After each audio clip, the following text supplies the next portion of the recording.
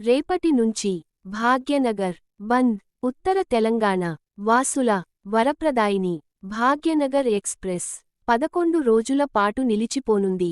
మూడో లైన్ పనుల కారణంతో సికింద్రాబాద్, కాగజ్నగర్ మధ్య నడిచే ఈ రైలు రాకపోకలను ఈ నెల 10 నుంచి 21 వరకు నిలిపివేశారు. సికింద్రాబాద్ నుంచి కాజీపేట, ఉప్పల్, జమ్మికుంట, పొత్తపల్లి, పెద్దపల్లి, రామగుండం, మంచిర్యాల, కాగజ్నగర్ వరకు దీనిలో నిత్యం ప్రయాణించేవారుంటారు. దీంతో ఉద్యోగులు, విద్యార్థులు, వ్యాపారులకు తిప్పలు లేవు.